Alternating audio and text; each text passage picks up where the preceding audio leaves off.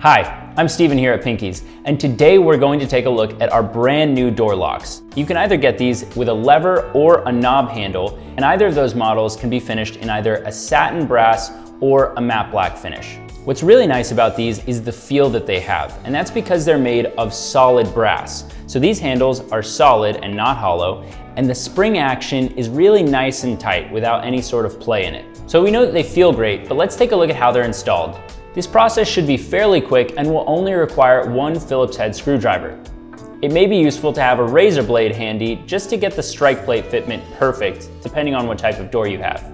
It's important to use a hand screwdriver and not a screw gun or a drill, because these machine screws and holes are precision-made parts and can strip if power tools are used. We make these parts with really tight clearances so that the fit and the finish are all perfect, which means it's really important for you to install them correctly. Today we're going to be installing a brass lever handle on an exterior door. So I'll take away these parts and show you what's in the box. When we take a look inside of this box, you'll see that you receive your handles on top here,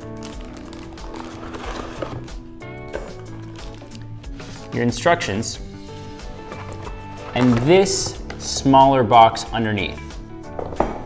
When we take everything out of that smaller box, we'll find a few really important parts. We'll see our keys, our lock cylinder, our deadbolt, as well as our latch, our strike plates, this mounting plate, all of our hardware, and this metal plug that goes in the lock hole of the inactive side of a double door.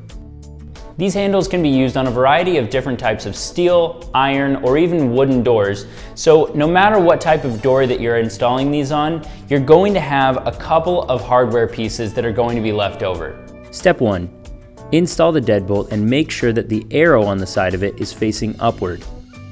You'll also want to make sure that your strike plate is there before screwing it into place. All of our doors ship with these two screws already screwed into place. You'll use these to install your deadbolt as well as your latch. You'll do the exact same thing for your latch, but make sure that it's facing the correct way so that your receiving door will be able to receive this latch. Step 2. Make sure that your handles are facing the correct way. Unscrew the screw plate on the back and flip the handles if you need to.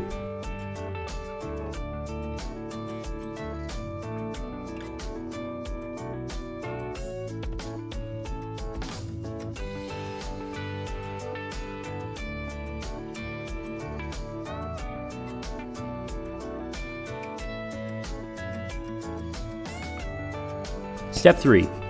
Install the lock cylinder or the plug, depending on if you're installing these on the active or the inactive door. You'll see that there are two threaded holes on the back of the lock cylinder.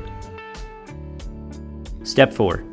Install the outer handle and the mounting plate using the correct hardware for your door's thickness. You'll want to tighten these somewhat loosely and then place a level on them to get them straight before tightening them down.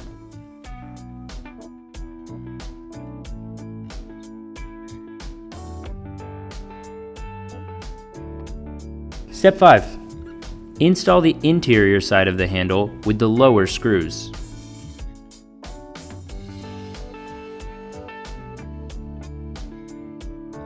If you're installing the lock cylinder, make sure that the deadbolt turn and the flat piece coming off the back of the lock cylinder are both aligned vertically when you slide the lock cylinder into place. If you're installing these handles on the inactive door, you'll use the plug instead of the lock cylinder.